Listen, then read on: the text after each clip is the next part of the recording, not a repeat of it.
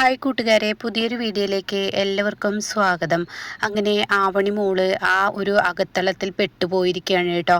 അതിനുള്ളിൽ ഒരു കെണി പോലത്തെ ഒരു വീടാണല്ലോ, അതിനുള്ളിൽ ആവണി മോള് പെട്ടിരിക്കുകയാണ് കേട്ടോ. പക്ഷെ ഇതാർക്കും അറിയില്ല. ആകാശിനും ജിത്തുവിനും അഭിരാമിക്കും അതുപോലെ ചാരുവിനും ഒന്നും അറിയില്ല കേട്ടോ. അങ്ങനെ ആകാശാണെങ്കിലോ ഇനി ചാരുവിനെയും കണ്ടെത്താണ്. അങ്ങനെ എല്ലാവരും ഇങ്ങനെ സാറ്റടിച്ച് തുടങ്ങുകയാണ് കേട്ടോ. എന്നാൽ ഈ സമയം അവണിമോളെ മാത്രം കാണുന്നില്ല. അങ്ങനെ എല്ലാവരും ഒത്തിരി നേരം അവണിമോളെ തിരയുകയാണ്. ഓരോരുത്തരും ഓരോ ഭാഗത്തോട്ട് പോകുന്നു കേട്ടോ. ജിത്തു ആവണി എന്ന് പറഞ്ഞ് വിളിക്കുന്നുണ്ട്. അപ്പോൾ ചാരു അവണിമോള് സാറ്റടിച്ചോ എന്ന് ചോദിക്കുമ്പോൾ ഇല്ല എന്ന് പറയാണ്. അപ്പോൾ അവണിമോളോട് ഞാൻ അങ്ങ് മാറി നിന്ന് ഒളിക്കാൻ പറഞ്ഞിരുന്നു എന്നിങ്ങനെ ചാരു പറയുകയാണ് കേട്ടോ. അപ്പോഴേക്കും എല്ലാവരും ഓരോ ഭാഗത്തോട്ട് ആവണിമോളെ എന്ന് പറഞ്ഞ് വിളിക്കുകയാണ്. ഇതേ സമയം കുറച്ചൊക്കെ നേരം ആവണിമോളെ തിരഞ്ഞു നോക്കും. പക്ഷെ അവിടെ എങ്ങും കാണുന്നില്ല. ഈ സമയമാണെങ്കിൽ തൻ്റെ നെഞ്ചിടിപ്പ് കൂടിത്തുടങ്ങി. അങ്ങനെ അഭിരാമി പൊട്ടിക്കരഞ്ഞു തുടങ്ങുകയാണ് കേട്ടോ. അയ്യോ എൻ്റെ മോള് എവിടെ പോയി എന്ന് പറയണം. അപ്പോൾ ചാരു പറയാം, സമാധാനപ്പെട്, നീ ഇങ്ങനെ ടെൻഷൻ ആവല്ലേ, അഭി എന്തായാലും നിൻ്റെ കുഞ്ഞിനെ കിട്ടും എന്നൊക്കെ പറയാണ്. അപ്പോഴേക്കും ജിത്തു ഒരു ഭാഗത്തൂടെ തിരച്ചിൽ തുടങ്ങുകയാണ് കേട്ടോ. അങ്ങനെ ചാരുവും അതുപോലെ തന്നെ ആ കുഞ്ഞുങ്ങളും എല്ലാവരും കൂടി ഓരോ ഭാഗങ്ങളിലായി തിരച്ചിൽ തുടങ്ങി. പക്ഷെ അവിടെ എങ്ങും കുഞ്ഞിനെ കാണില്ല കേട്ടോ. പക്ഷേ ഈ സമയം ഇവിടെ ശ്രേയ നന്നായി അഭിനയിക്കുകയാണ്. എങ്ങനെയെങ്കിലും മാഷ് അവിടെ കിടപ്പിലായിട്ടുണ്ട് എന്നുള്ള സത്യം അത് ചാരുവിനെയും ആഘോഷിനെയും അറിയിച്ചു കഴിഞ്ഞാൽ തീർച്ചയായും ഇവിടെ നിന്നും ഈ ഫസ്റ്റ് നൈറ്റ് നടത്തുന്ന അവളുടെ ഈ ഒരു ഇത് ഇല്ലാതാവും. അപ്പോൾ അത് ഇല്ലാതാക്കാൻ തനിക്ക് ഏറ്റവും നല്ല ഐഡിയ എന്താ, അത് പ്രയോഗിക്കണം എന്ന് ചിന്തിച്ചിട്ടാണ് കേട്ടോ തൻ്റെ അമ്മക്ക് വിളിക്കാൻ ആവശ്യപ്പെട്ടത്. അതുകൊണ്ട് തന്നെ ഹേമ പറയുന്നുണ്ട്, ഇല്ല അങ്ങേർക്ക് കുഴപ്പമൊന്നുമില്ല എന്ന് പറയുന്നുണ്ട് കേട്ടോ. ഈ സമയം ഇനിയിപ്പോൾ എന്താ ചെയ്യുക, ഇവിടെ നിന്ന് പോവാൻ ഒരു വഴിയും കിട്ടുന്നില്ലല്ലോ. ആ ആകാശം ചാരുവോ ഒന്ന് പോയി കിട്ടിയാൽ മതിയായിരുന്നു. അതിനുള്ള വഴി തുറന്നതായിരുന്നല്ലോ, അത് നഷ്ടമാവുന്ന ലക്ഷണമാണ്. ആ മാഷ് ആള് കൊള്ളാം, മാഷ് ആരെയും അറിയിച്ചിട്ടില്ല എന്നിങ്ങനെ പറയുന്നുണ്ട് കേട്ടോ. ഈ സമയമാണെങ്കിലോ മാഷ് ആരെയും അറിയിച്ചിട്ടില്ല എന്നിങ്ങനെ പറയുന്ന സമയത്ത് ചാരുവിനെയും ആകാശിനെയും പുറത്ത് പോയിപ്പിക്കാനുള്ള ഒരു ഐഡിയ തൻ്റെ മനസ്സിൽ തോന്നിത്തുടങ്ങുകയാണ്. അങ്ങനെ താൻ വീണ്ടും അരവിന്ദനോട് പറയാണ്, അരവിന്ദ ഞാനൊരു കാര്യം പറയട്ടെ. അപ്പം അരവിന്ദൻ പറയാൻ, എന്ത്, നീ ഇനിയും എൻ്റെ അച്ഛനെക്കുറിച്ച് തന്നെയാണോ? അതെ, എൻ്റെ ഉള്ളിലൊരു പേടി, നിൻ്റെ അച്ഛനെ എന്തോ ഒരു ആപത്ത് സംഭവിച്ചിരിക്കുന്നു. ഞാൻ നിൻ്റെ അച്ഛനെ സ്വപ്നം കാണുന്നുണ്ടെങ്കിൽ നിൻ്റെ അച്ഛന് ആപത്ത് സംഭവിച്ചു, അത് കനവിൽ കണ്ടു, അത് പച്ച പകലാണ് കണ്ടിരിക്കുന്നത്, അത് സ്വപ്നമായി എന്നെ അറിയിച്ചതാണ്. നിൻ്റെ അച്ഛന് എന്തോ ആപത്ത് സംഭവിച്ചിട്ടുണ്ട്, അത് നിൻ്റെ അമ്മയെ അറിയിക്കാത്തതാണ്. നീ ഒരു പണി ചെയ്യേ, ഗോവിന്ദമാമയെ ഒന്ന് വിളിച്ചു നോക്ക്. ഒരു പക്ഷേ നിൻ്റെ അച്ഛന് അപകടം പറ്റിയത് അറിയിക്കാതിരുന്നതാണെങ്കിലോ. അത് കേൾക്കുന്ന അരവിന്ദൻ പറയാണ്, അതെ ഞാനൊരു കാര്യം പറയട്ടെ, എൻ്റെ അച്ഛൻ നിന്നെ സ്നേഹിക്കുന്നില്ല, പുടവക്കാരിയാണ് സ്നേഹിക്കുന്നത്. എന്നിട്ടും നിനക്ക് എൻ്റെ അച്ഛനോട് ഇത്ര സ്നേഹം, അത് എനിക്കറിയാം. അങ്ങനെ കുറ്റം പറയാൻ പറ്റത്തില്ല. കാരണം ആ പുടവക്കാരി നമ്മളെക്കുറിച്ച് ഓരോന്ന് തെറ്റിദ്ധാരണകൾ പറഞ്ഞു കൊടുക്കുന്നത് കൊണ്ടാണ് ഈ പ്രശ്നങ്ങളൊക്കെ. അപ്പം അതുകൊണ്ട് അതൊന്നും ഇത്ര വിഷയമാക്കണ്ട എന്നൊക്കെ പറഞ്ഞ് സംസാരം തുടരുമ്പോൾ ഉടൻ തന്നെ ചാരു ഇവിടെ ശ്രേയ പറയാണ്, അരവിന്ദ നീ ഒന്ന് വിളിച്ചു നോക്ക്. മാഡം എന്തിനാ ഇങ്ങനെ ടെൻഷനാവുന്ന, അച്ഛന് കുഴപ്പമുണ്ടെങ്കിൽ അമ്മ അറിയില്ലേ, അതൊരു പക്ഷെ നിൻ്റെ അമ്മയെ അറിയിക്കാതിരുന്നതാണെങ്കിലോ ആൻറ്റിയെ അറിയിക്കാതിരുന്നതായിരിക്കും, അതുകൊണ്ട് ഒന്ന് വിളിച്ചു നോക്കുക പറയാം കേട്ടോ. ശരി, മാഡത്തിൻ്റെ സമാധാനത്തിന് വേണ്ടി ഞാൻ വിളിച്ചു നോക്കാം എന്നും പറഞ്ഞിട്ട് തൻ്റെ ഫോൺ എടുത്തിട്ട് ഗോവിന്ദമാമക്ക് വിളിക്കുകയാണ് കേട്ടോ. അപ്പോൾ ഗോവിന്ദമാമയാണെങ്കിലോ, ഈശ്വര എന്താ ഇവൻ പതിവില്ലാത്തൊരു വിളി എൻ്റെ ഫോണിലോട്ട്, അരവിന്ദൻ്റെ എന്നിങ്ങനെ ചിന്തിക്കുന്നുണ്ട് കേട്ടോ. ആ സമയം ഗോവിന്ദമാമ, ഇത് ഞാനാണ്, അരവിന്ദനാണ്. ഓ അത് മനസ്സിലായി. അല്ല നിങ്ങൾ ടൂറ് പോയി തിരികെ വന്നോ? ഇല്ല, ഇന്നത്തെ ഒരു ദിവസം കൂടി ഇവിടെ നിൽക്കും, ഞങ്ങളെല്ലാവരും ഒന്നിച്ചാണ്. ഓ അങ്ങനെയാണോ? എവിടെ അച്ഛൻ ഇവിടെയുണ്ട്, അച്ഛന് കുഴപ്പമൊന്നുമില്ലല്ലോ? ഇല്ല കുഴപ്പമൊന്നുമില്ല എന്ന് പറയാൻ കേട്ടോ.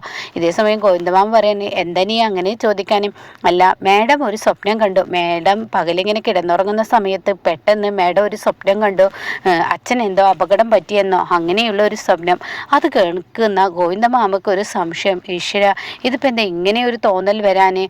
ഈ പറയുന്ന ശ്രേയയുടെ ഉള്ളിൽ ഒരിക്കലും മാഷിന് ഒരു സ്നേഹവുമില്ല. പക്ഷേ ഇന്നിപ്പോൾ ഇങ്ങനെ ഒരു തോന്നൽ വന്നിട്ടുണ്ടെങ്കിൽ അവിടെ എന്തോ പ്രശ്നങ്ങൾ ഉണ്ടായിട്ടുണ്ടാവുമോ?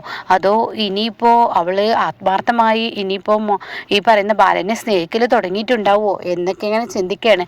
അപ്പോൾ തന്നെ അരവിന്ദൻ പറയാണ്, അവിടെ ഒരു പ്രശ്നമില്ല മാഡം, അതുകൊണ്ട് ഫോൺ വെക്കണം. എന്നാൽ ശരി ഗോവിന്ദമാമേ എന്ന് പറയുന്ന സമയത്ത് ഉടൻ തന്നെ ഗോവിന്ദമാമ പറയണേ, അരവിന്ദ ഒരു കാര്യമുണ്ട്. എന്താ എന്താ ഗോവിന്ദമാമേ? അതെ, നിന്റെ അച്ഛന് അപകടം പറ്റിയിട്ടില്ലെന്ന് ഞാൻ പറഞ്ഞത് കള്ളമാണ്.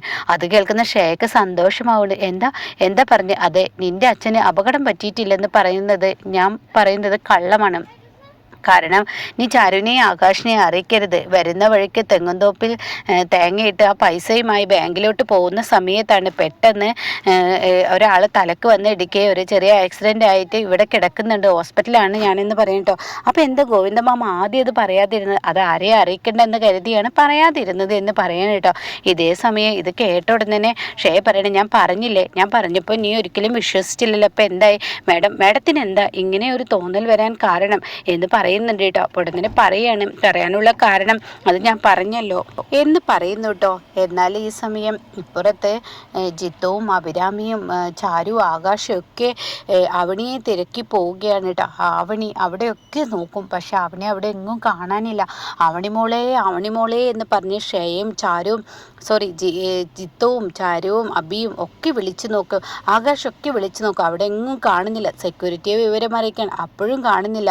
ലാസ്റ്റ് എൻ്റെ മോൾക്ക് എന്തോ അപകടം പറ്റിയിരിക്കുന്നു, ഈശ്വര ഇനി എന്താ ചെയ്യുക എന്നാ പറച്ചിലായി കേട്ടോ. അപ്പോഴേക്കും ജിത്തുനോട് ആകാശ് വന്നിട്ട് പറയാണ്, നമുക്കൊരു കാര്യം ചെയ്യാൻ ജിത്തു, പോലീസ് സ്റ്റേഷനിൽ അറിയിക്കാം.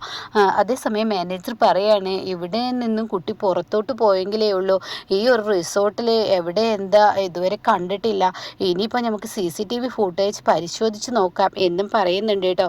എന്നാൽ ഈ സമയം അബിയാണെങ്കിൽ പൊട്ടിക്കരയാണ്. അപ്പോൾ ജിത്തു ഓടിയെത്തുകയാണ്. നീ സങ്കടപ്പെടാതെ, നിന്റെ വിഷമങ്ങളെല്ലാം മാറും, നീ ഇങ്ങനെ വിഷമിക്കാതെ എന്നൊക്കെ പറഞ്ഞു അബി സമാധാനിപ്പിക്കുന്നുണ്ട് കേട്ടോ.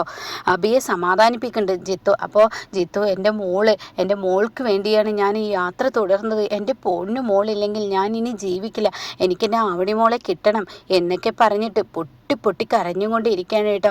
ആ സമയമാണെങ്കിൽ ജിത്തു ആവണിയെ ഈ പറയുന്ന അബിയെ സമാധാനിപ്പിക്കുകയാണ്. നമ്മളെ വിട്ടു പോവില്ല, നീ സമാധാനപ്പെട്, ഞാൻ എന്തായാലും സ്റ്റേഷനിൽ പോയി ഒരു പരാതി കൊടുക്കട്ടെ എന്ന് പറയുകയാണ് കേട്ടോ. അപ്പോൾ ഉടൻ തന്നെ അബി പറയാണ്, ഞാനും കൂടെ വരുന്നുണ്ട്, എനിക്ക് വരാതിരിക്കാൻ പറ്റത്തില്ല എന്ന് പറയണേ. അങ്ങനെ അബിയും ചാരുവും ജിത്തുവും ആകാശവും കൂടി പോലീസ് സ്റ്റേഷനിലോട്ട് പോവുകയാണ് കേട്ടോ. എന്നിട്ട് അവർ കാര്യങ്ങൾ പറയുകയാണ്, ഞങ്ങൾ ഒളിച്ചു കളിയാണ് ഉണ്ടായത്, ചാരുവിനൊപ്പമാണ് ഈ പറയുന്ന ആവണിമോള് നിന്നിരുന്നത്. ആ സമയം ആവണിമോളെ തിരക്കി അവണിമോളോട് പെട്ടെന്ന് കണ്ടുപിടിക്കണ്ട, നീ ആ വഴിക്ക് പോയിക്കോളൂ എന്ന് ഞാൻ പറഞ്ഞു. ഈ സമയം ആ വഴിക്ക് കുഞ്ഞ് പോയി, പക്ഷെ എവിടെയാണ് ഒളിച്ചതെന്നോ എന്താ കുഞ്ഞിന് സംഭവിച്ചതെന്നോ എനിക്കറിയില്ല.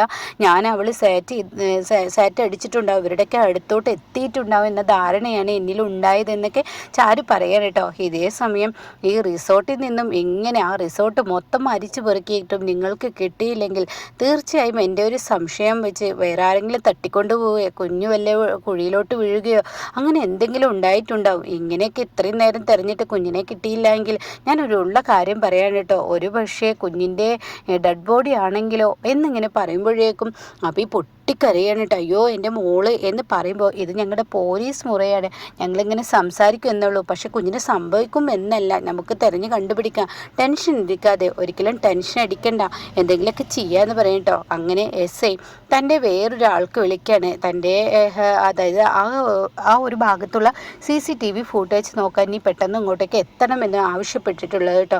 അങ്ങനെ ഈ പെട്ടെന്ന് അവരെ അങ്ങോട്ടേക്ക് കൊണ്ടുപോകും എന്ന് പറയുന്നത്. ഇവരെല്ലാവരും CCTV ഫുട്ടേജ് നോക്കാൻ അങ്ങോട്ടേക്ക് എത്തുകയാണ്. അപ്പോഴാണ് അവിടെ ഇങ്ങനെ റെസ്റ്റോറൻറ്റ് ഒരു ഭാഗത്തോട്ട് കുഞ്ഞിങ്ങനെ പോകുന്ന ആ ഒരു രംഗം കാണുന്നത് കേട്ടോ. ഇതേ സമയം കുഞ്ഞ് എവിടോട്ട് പോയി എന്നുള്ളത് ആ ഒരു കുറച്ച് സെക്കൻഡ് വിട്ടു പോകുമ്പോഴേക്കും കുഞ്ഞ് എങ്ങോട്ട് പോയതെന്നുള്ളത് ആർക്കും അറിയില്ല. അപ്പോൾ ഇതേ സമയം SI പറയുകയാണ്, കുഞ്ഞ് അതുവരെ പോയിട്ടുണ്ട്, അപ്പോൾ ഇത് വേറെ ആരുടെ കളികളാണ്, മനഃപൂർവ്വം കുഞ്ഞിനെ ആരെങ്കിലും പൊക്കിയിട്ടുണ്ടാവും, ഇനിയിപ്പോൾ എന്തെങ്കിലും ചെയ്തിട്ടുണ്ടാവും എന്നൊക്കെ ഇങ്ങനെ പറയാൻ കേട്ടോ. ഈ സമയമാണെങ്കിൽ ഇവർക്ക് എല്ലാവർക്കും ടെൻഷനാവുകയാണ്. എന്നാൽ എല്ലാവരും ആ ഭാഗത്തോട്ട് ഇനി എത്തി കുഞ്ഞിനെ കണ്ടെത്താനുള്ള ശ്രമം നടത്തും കേട്ടോ. അപ്പോൾ ഇങ്ങനെയൊക്കെയുള്ളൊരു എപ്പിസോഡാണ് ഇനി വരുന്നത്. ഇതിൽ 2 എപ്പിസോഡ് കഴിഞ്ഞാലാണ് ഇനി അരവിന്ദൻ ശ്രേയ തന്നെ ചതിക്കുകയാണെന്നുള്ള സത്യം മനസ്സിലാക്കുന്നത് കേട്ടോ.